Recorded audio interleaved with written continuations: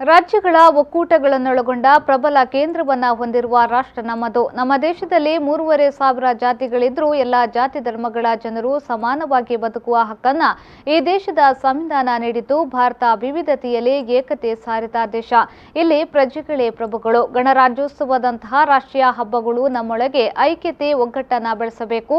ನಾವೆಲ್ಲರೂ ತಾಯಿ ಭಾರತಾಂಬೆಯ ಮಕ್ಕಳೆಂಬ ಹೆಮ್ಮೆ ಹೆಚ್ಚಿಸಬೇಕು ಎಂದು ಕುಂದಾಪುರ ಸಹಾಯಕ ಆಯುಕ್ತ ಕೆ. ರಾಜು ಹೇಳಿದರು.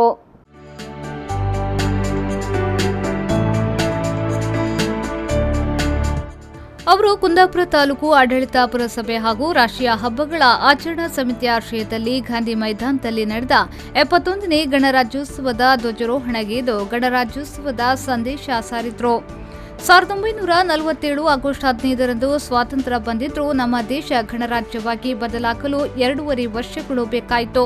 ಆ ಸಮಯದಲ್ಲಿ ನಮ್ಮ ಹಿರಿಯ ರಾಷ್ಟ್ರೀಯ ನಾಯಕರಾದ ಡಾ. ಬಿ.ಆರ್. ಅಂಬೇಡ್ಕರ್, ರಾಜೇಂದ್ರ ಪ್ರಸಾದ್ ಸೇರಿ ಎಲ್ಲ ದೇಶದ ಕಾನೂನು ಓದಿಕೊಂಡು ಯೋಚಿಸಿ ಚರ್ಚಿಸಿ ದೇಶದ ಆಗಿನ ಪರಿಸ್ಥಿತಿಗೆ ತಕ್ಕಂತೆ ಸಂವಿಧಾನ ಬರೆದು ಕಾಲಕಾಲಕ್ಕೆ ಅದನ್ನು ಬದಲಾವಣೆ ಮಾಡುವ ಅವಕಾಶವನ್ನ ಇಟ್ಟಿದ್ರು. ಅಂಬೇಡ್ಕರ್ ನೀಡಿದ ಸಂವಿಧಾನದಿಂದಲೇ ಇಂದು ನಾವೆಲ್ಲರೂ ಗಟ್ಟಿಯಾಗಿ ನಿಂತು ಮಾತನಾಡಲು, ಬದುಕಲು ಸಾಧ್ಯವಾಗಿದ್ದು, ಇಂತಹ ಸಂವಿಧಾನವನ್ನ ಜಾರಿಗೆ ತಂದ ಸುದಿನ ಇಂದು ಎಂದು ಹೇಳಿದ್ರು. ಭಾರತ ಹೇಳಿ ಕೇಳಿ ವಿವಿಧತೆಯಲ್ಲಿ ಏಕತೆಯನ್ನು ಕಂಡಂತಹ ದೇಶ. ಈ ದೇಶವೇ ರಾಜ್ಯಗಳ ಒಕ್ಕೂಟವನ್ನೊಳಗೊಂಡ ಪ್ರಬಲ ಕೇಂದ್ರವನ್ನು ಹೊಂದಿರುವಂತಹ ರಾಷ್ಟ್ರ. ಗಣರಾಜ್ಯವೆಂದರೆ ಗಣಗಳ ರಾಜ್ಯ ಅಥವಾ ರಾಜ್ಯಗಳ ಒಕ್ಕೂಟ ಎಂತೆಂದು ನಾವು ಕರೀತೇವೆ. ಅದರಲ್ಲಿ ಗಣರಾಜ್ಯವೆಂದರೆ ಎಲ್ಲ ಚುನಾಯಿತ ಪ್ರತಿನಿಧಿಗಳ ಆಯ್ಕೆ ನಡೆಸುವುದರಿಂದ ಅದಕ್ಕೆ ಗಣರಾಜ್ಯ ಅಂತ ಎಂದು ನಾವು ಕರೀತೇವೆ.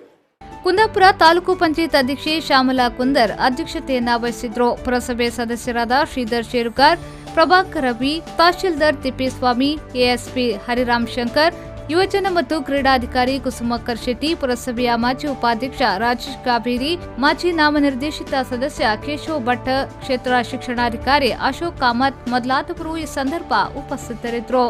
ಇನ್ನು ಕುಂದಾಪುರ ಎಸ್ಪಿ ಹರಿರಾಮ್ ಶಂಕರ್ ಮಾರ್ಗದರ್ಶನದಲ್ಲಿ ಪಿಎಸ್ಐ ಹರೀಶ್ ಆರ್ ನಾಯಕ್ ನೇತೃತ್ವದಲ್ಲಿ ಪೊಲೀಸ್, ಗೃಹರಕ್ಷಕ ದಳ, ಅಗ್ನಿಶಾಮಕ ದಳ, ಎನ್ಸಿಸಿ, ನೇವಿ, ಸ್ಕೌಟ್ಸ್ ಗೈಡ್ಸ್ ಸೇವಾ ದಳದಿಂದ ಆಕರ್ಷಕ ಪಥಸಂಚಲನ ನಡೆಯಿತು.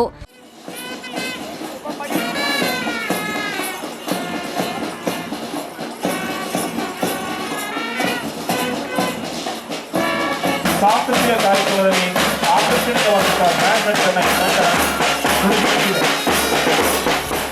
ಕುಂದಾಪುರ ಸಂತ ಜೋಸಫರ ಶಾಲಾ ವಿದ್ಯಾರ್ಥಿಗಳು ಬ್ಯಾಂಡ್ ಸೆಟ್ ಪಥಸಂಚಲನದ ಮೆರುಗನ್ನ ಇನ್ನಷ್ಟು ಹೆಚ್ಚಿಸಿತು.